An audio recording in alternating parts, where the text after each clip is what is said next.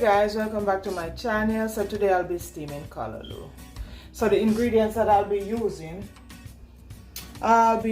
carrot, I'll be using bell pepper. I have different color bell pepper. I have orange, and I have orange, and I have yellow, and I also have 2 tomatoes, and I have a hot pepper also to cut up in it. So they're already washed. I already washed them.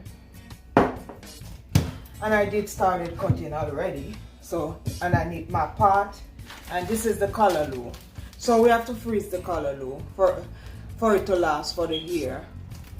And what my husband do, because we grow the calaloo in the backyard.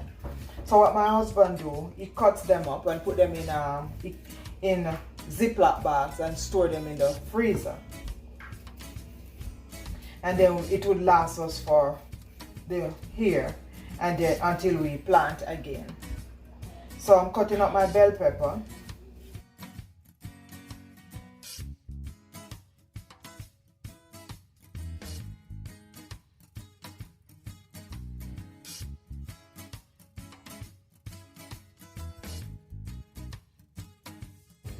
So calaloo is like colored. It just look like collard greens. It's not the same as collard greens. Calaloo have a softer consistency. Calaloo is like this, the texture is like spinach, and it takes less time to cook. It takes about 15 to 20 minutes to cook. And calaloo, you can't make calaloo cook for too long. It's not supposed to be overcooked, else it will lose its nutrients.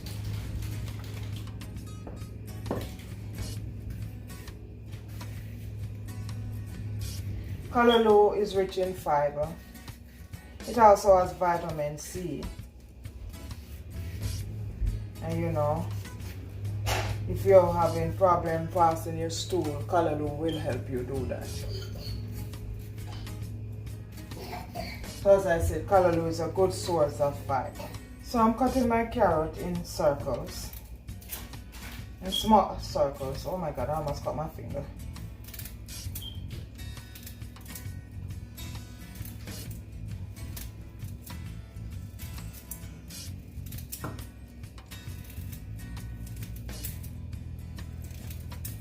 So the calaloo, you don't have to wait until it thaws out. You'll see what I do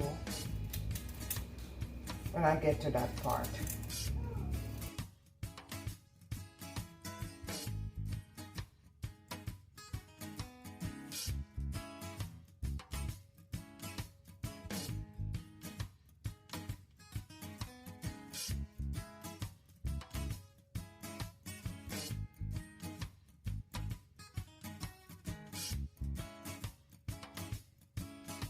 I think that's good enough. I just cut half of the carrot. I won't use everything. Now I'm gonna cut the hot pepper.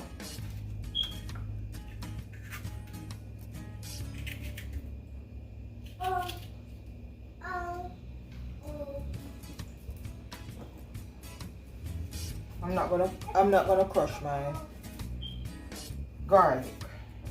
I'm just gonna cut them.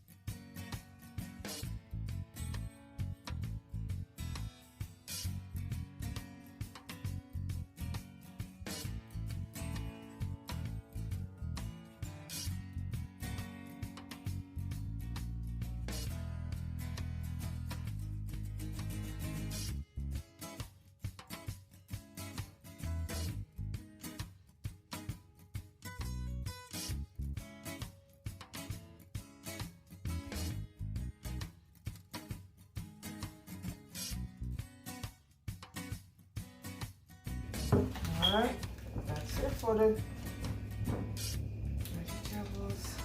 So I finished cutting up my seasoning. So this is it. So I'm going to put it on the stove now. And I'm going to turn my stove to about 4. And I'm going to cook it down with some grapeseed oil.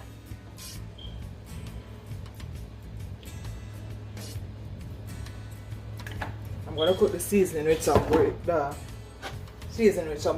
oil. So I'm going to cover my pot, and when it starts to fry and I'm ready to put in the calaloo, I'll come back. So guys, you can see it is already fried. The seasoning, the onion, the garlic, the bell pepper is already fried. So what I'm going to do now, I am going to put the calaloo in the pot. That's what I'm going to do. So as you can see, it's fried. So I'm going to incorporate the calaloo in the pot now. And what I will be doing, it is too solid for me to break it apart. So what I'm going to do, I'm just going to put it in the pot and let the heat go through it, and then I'll be able to store it in the seasoning. So while this process is going on, I'll come back when it's ready to be spin in the pot. So as you can see, it's not fully thawed out as yet, but it's thawed out enough where I can add the powdered seasoning to it. So I'm going to add the powdered seasoning to it now. So I'm trying to get the scallion, the thyme, the onion incorporated. I'm trying to evenly distribute the onion and the scallion and the garlic and all those things. Alright. So when you cut it straight from the garden and cook it, it's much easier to do so.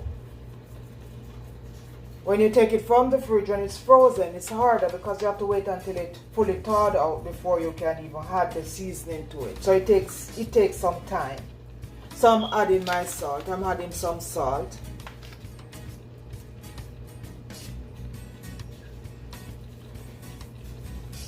And with calaloo, you don't want a lot of seasoning to it. You mostly want natural stuff. You know, less seasoning the better it is.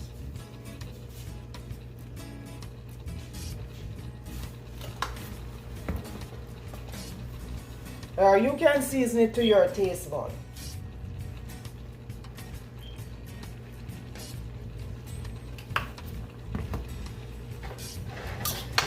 So I'm mixing everything together. And then I'm going to leave it to cook. So I'm going to leave it for about 20 minutes for it to properly cook. And if you notice, I didn't add any water to it. It produced its own water because it was frozen. So I don't have to add any water to the pot.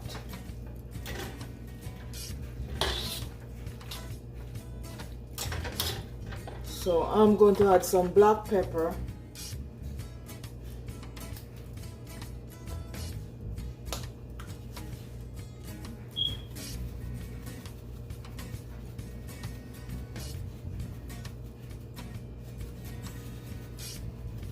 As I said, you season it to your taste bud. It can be done that way.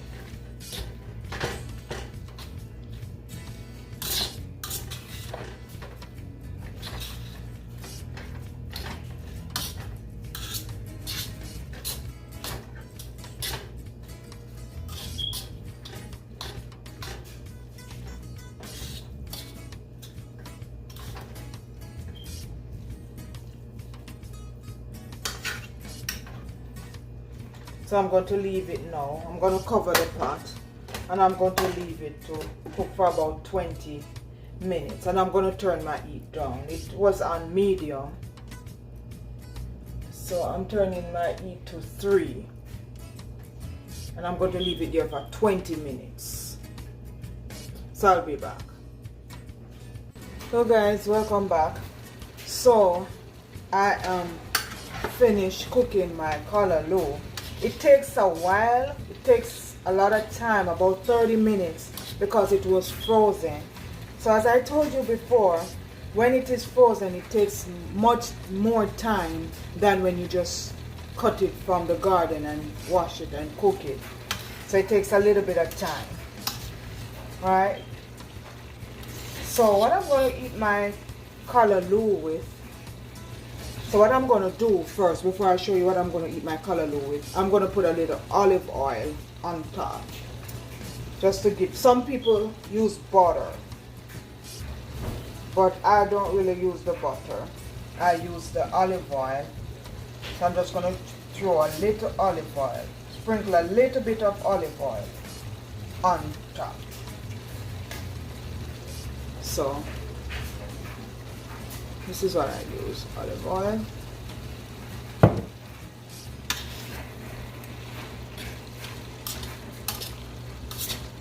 So this is how my calaloo looks when it's finished. And because it's frozen, it has a softer texture than when you just cut it from the garden and cook it. So it would be better you just take it, cut it from the garden and cook it, because it comes out much better than when it's frozen. But because I love calaloo that much, I freeze it and I cook it same way, bring it to my taste bud, and enjoy it just the same. So I went ahead and I baked a slice of sweet potato. I bake it in the oven. So that's what I'm going to eat my calaloo with. When I was growing up, my grandmother would cook calaloo on Fridays, most Friday evening, because we didn't really cook on the weekends, on Friday. And then she would cook it with green banana, or we would eat it with bread. And that would be our dinner. And a cup of tea. So I'm going to share a bit of the calaloo in my plate.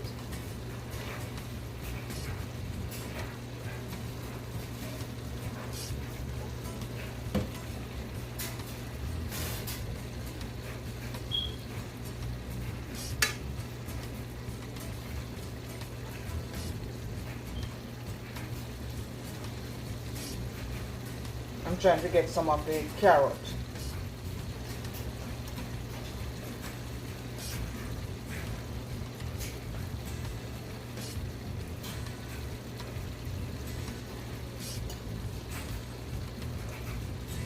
So I'm going to, this is my calaloo. I'm going to get a piece of avocado. And I'm going to eat a piece of avocado with it also. So this is my dinner today. So guys, this is how I prepare my calaloo. It is really tasty.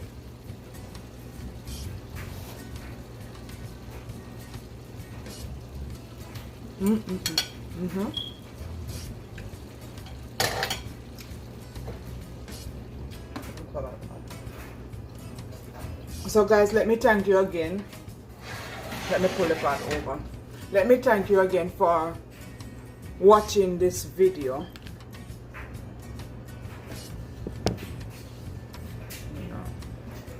So remember to like, share, subscribe, and comment on this video.